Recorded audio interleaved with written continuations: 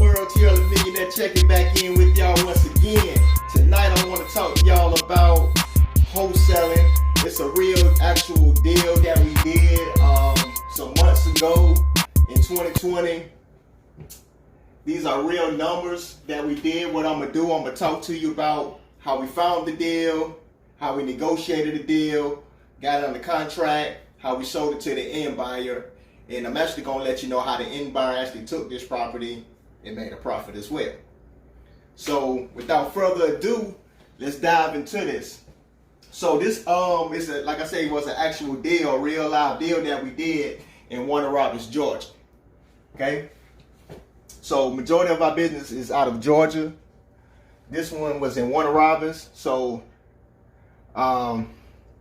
this deal right here, we had estimated that the ARV would be around $125,000.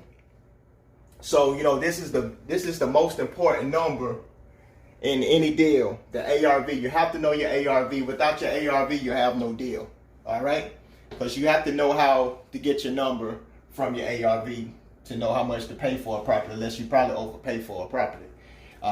Another thing about the ARV when you're negotiating a deal is that you and the seller have to be somewhere in the same ballpark with the ARV in order to start the negotiation. Because if you're not, what's going to happen is if you can't agree on the ARV, it's nowhere in the world you're going to agree upon purchase price. It just won't work. All right, so how we found this deal is from a bandit sign. What is a bandit sign? A bandit sign is like, you know, the sign that say we buy houses, and it has a phone number on it that you put out, you know, in your neighborhoods.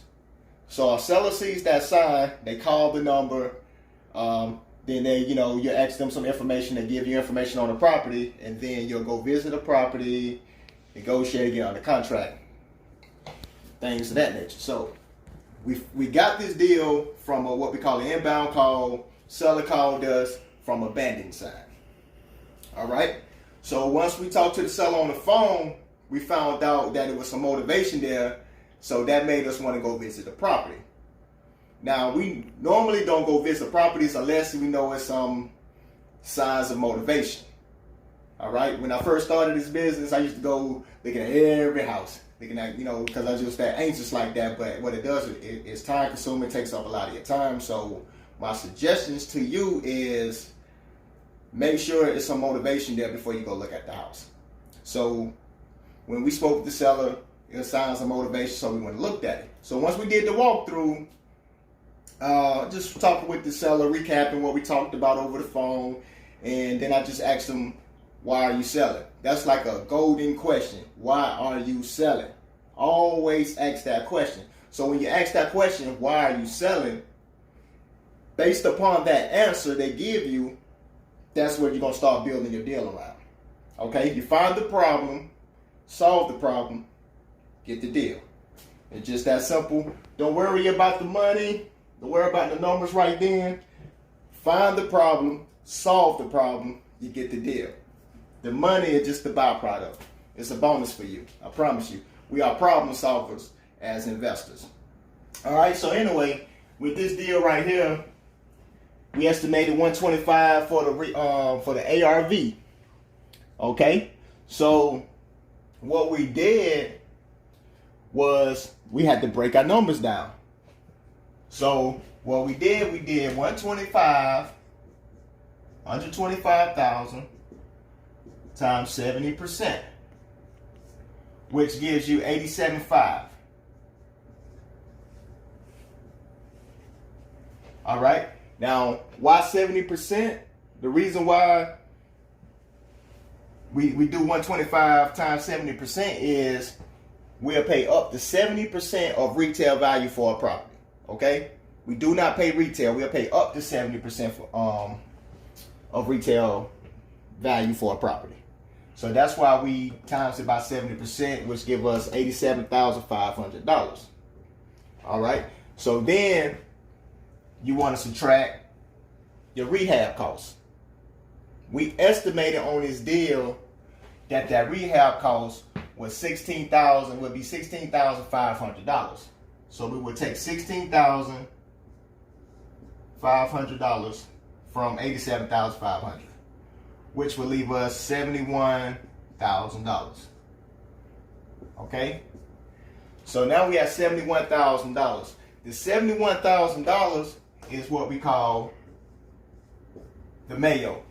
That is your MAYO, maximum allowable offer. This is the number you can sell it to your end buyer for. You sell this deal to your end buyer at $71,000. Maximum allowable offer. So what that means, do not contract this out with that seller for $71,000. If you do, you don't make any money. All right? That's the number you sell. Your MAYO is the number you sell to your end buyer. Okay? So in this deal, we wanted to make at least $10,000 profit on it. So what you do is you will subtract $10,000 from $71,000, which will leave you with $61,000. All right? Which this is really your offer. But you can give yourself cushion. You can give yourself cushion in your negotiating to potentially make more money on this deal. So what I like to do on deals is once I get my offer number, I like to take an additional 15% off. All right? So that'll roughly bring you around $51,000. I think it's $51,000 and some change, but I'm just rounding off to keep it for simple math. Make it simple math. So that'll bring this to $51,000, which I call this your initial offer. All right, that's your initial offer, $51,000. So what the initial offer means, this is the offer you would come in with negotiating this deal with that seller. So on this particular deal, true story, with this particular deal, the seller originally wanted, I think, $65 for this deal. And I knew if we were to do this at $65 and our MAYO is at $71 and we want to make a $10,000 profit, that just wouldn't work. Because that's what a $6,000 difference, right? So that wouldn't work. We'll only make $6,000. Plus, what if we don't sell it at $71,000? What if we had to come down off of $71,000 to get this property sold? Because that happens sometimes. So you got to leave wiggle room for that also. You just can't go out and think, oh, I'm gonna get this. I'm gonna get the $71,000. I'm gonna get that MAYO price. Some cases you can. Some cases you might have to come down. That's where the initial offer come in place at to give you some extra wiggle room. Hope that makes sense to y'all so far. So I knew $65,000 wouldn't work in this deal. So I knew I had to get that seller down. I had to get that seller down to at least $61,000, right? Based on what my numbers are showing me. My offer is telling me $61,000 to offer the seller. So I knew I had to at least get down to 61. She's at 65. I know I need her to at least 61. But I wanted more wiggle room because it's not 100% guarantee I'm going to get 71 for this deal once I sign the contract to an end buyer. So I wanted that cushion. So really, I need to get her up under 61,000. I hope that makes sense to you. So anyway, I kept negotiating with the seller back and forth. I started off at 51,000. She was at 65. I asked her how close could she get to my number. So by me asking that, she dropped the number down. Believe it or not, just that simple. I asked her, well, how close can you get to 51,000? She instantly came off of 65,000. She said, well, I can do 60. I knew 60 wouldn't work. I knew it wouldn't work. I told her, I said, well, I wouldn't be able to do 60,000 for this deal. You know, just knowing the amount of work I have to put into this house to get it at the 125 on the ARV.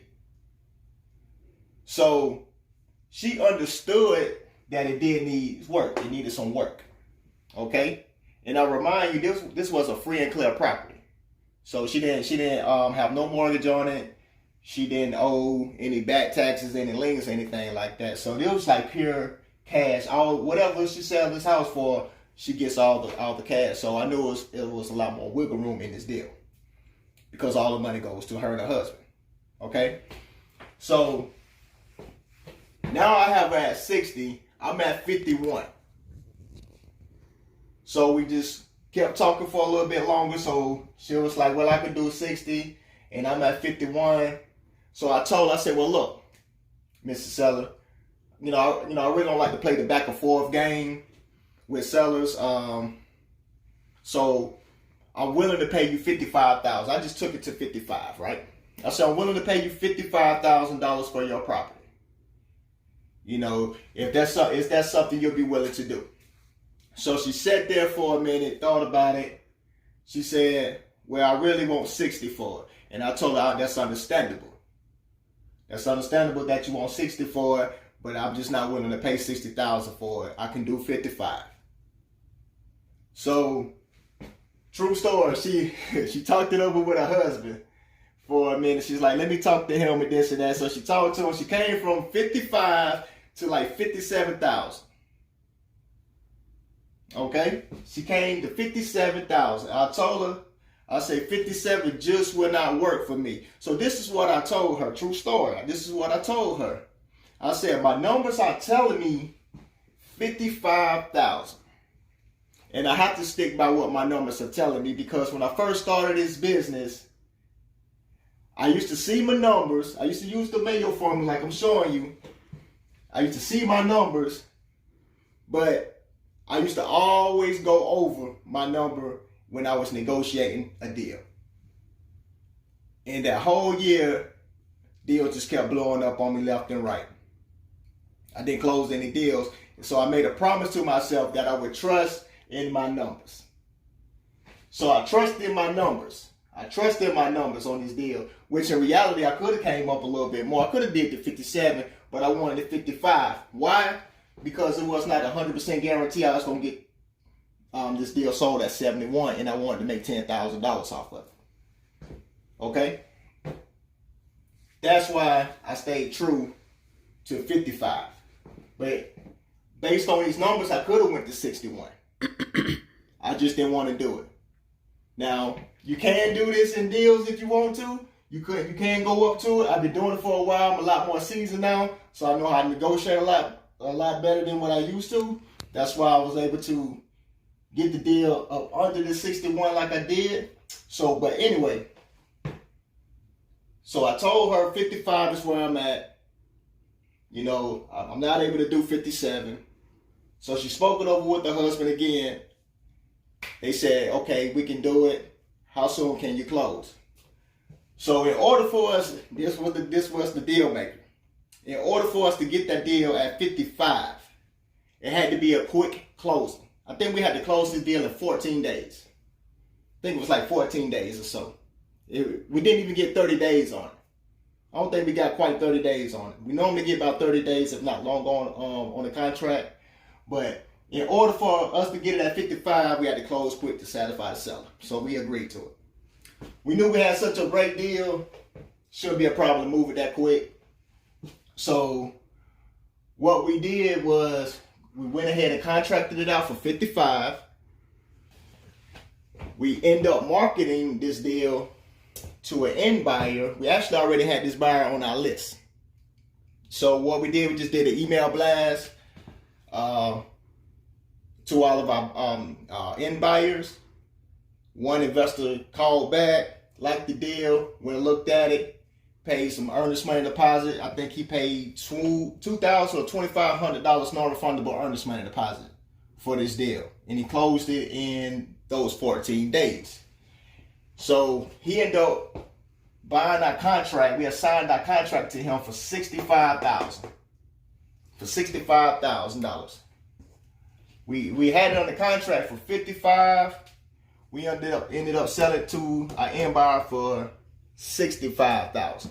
So we initially tried to get $71,000 for this deal with our end buyer. He didn't quite want it for $71,000 just because he felt like on the 16.5 on the rehab, he was going to potentially go over on that. So he wanted to keep some cushion in the deal for himself as well, just in case he went over the 16.5.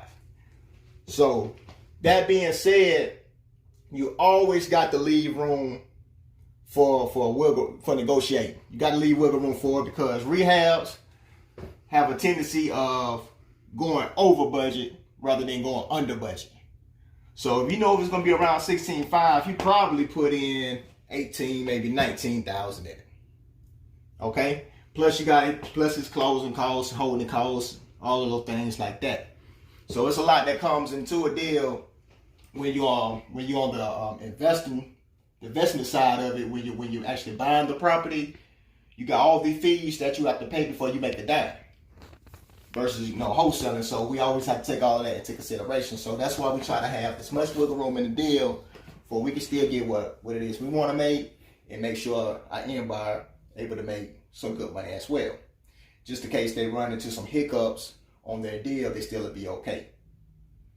So we end up contracting it out $55,000, end up selling it for $65,000, end up making a total profit of $10,000 in 14 days. In about 14 days. Now, then what our end buyer end up doing, I guess I can write it right here. Our end buyer end up getting this deal, rehabbed it, did a beautiful job, by the way. Did a beautiful job. I actually got to see the rehab work that he did tonight. Was my first time ever seeing it. I actually seen it right before I made this video. He did a beautiful job on it. So anyway, he took this deal, rehabbed it in 3 months. He fixed it up and got it sold all within 3 months. And remember this 125 on the ARV? He actually sold this deal for 135. He actually sold it. He actually sold that deal for $10,000 more than what we all initially thought the house could potentially sell for. He did such a beautiful job. He was able to get $10,000 more for that property than what we all thought it would be worth. And he did all of this in 3 months' time. I'm not going to go over everything about his numbers and his profit, but he ended up selling it for 135 when we all thought it would be around 125. We made our $10,000 profit that we wanted. Seller was happy. They got their $55,000 as promised in 14 days. Our end buyer had enough wiggle room in the deal to make it work at the 125 on the ARV, buying it at 65, putting the 16.5 rehab in it. He probably went over. I'm not sure if he did and how much, but he ended up selling it for 135. That was a great deal for everybody that day. Made the buyer come back wanting more. And you're absolutely right. I don't know if you heard my camera lady, but like what she was saying, that makes the buyer want to come back for more deals. When you give them sweet deals like this. When you have deals like this, a lot of times you have investors jumping over each other to get to this deal. Okay? So, trust in your numbers. I just broke down the Mayo formula for you. Trust in your numbers. Give yourself extra room to negotiate the deal. Don't always assume that everything just going to go according to plan on what the numbers are telling you. So give yourself some cushion. Try to get the like with this, our offer really was at $61,000. We wanted an extra 15% off of it on our initial offer. So we started our negotiation at $51,000. Despite that, the seller was originally wanting $65,000 for it. We got that seller down, $55,000, who came up $4,000 more than our initial offer, which it was $6,000 less than the actual offer. You see what I'm saying? Y'all see that? We were $4,000 higher than our initial offer, but actually $6,000 less than what our offer could have been. So we actually saved on this deal. Now we would have sold it for 71,000. Of course, we would have made more than 10,000. But being that we know these numbers, sometimes you have to come down off your mayo when you sell it to your end buyer. Being that we gave ourselves that cushion, we still was able to make the profit of 10,000 that we initially wanted. So always leave yourself wiggle room in the deal. Always. Trust in your numbers. Give yourself a little extra breathing room with your numbers so you can get the deal secured. And if anything goes wrong, like the what ifs, you still have wiggle room to still get your number, your profit that you initially wanted. Make sense? I hope that was helpful for y'all. Y'all hit that thumbs up button. Leave your comments. Let me know what you think about this video. Leave comments. Let me know what type of videos you would like me to do. Certain things about real estate you want me to explain. I would do that for y'all. I'm doing everything. I'm out here working for y'all. I'm telling y'all, I'm working for y'all. So please leave your comments. Let me know what I can do to help you get better. Because if I help you get better, I'm helping myself get better as well. So please subscribe to my channel if you're not subscribed to it. Tell your friends, family members, co-workers, tell everybody you can think of to come subscribe to my channel. Once I get to 100 views, I will be doing that gift card giveaway. Once I reach 100 100 subscribers. Once I reach 100 subscribers, I will be doing that gift card giveaway. So once I get closer to the 100 subscribers, I will start talking in more details about how you can register and how you can win that gift card. So stay tuned until next time. Y'all be safe, be easy. Happy New Year. If I don't have any more videos for y'all up until then, which I should, but peace out.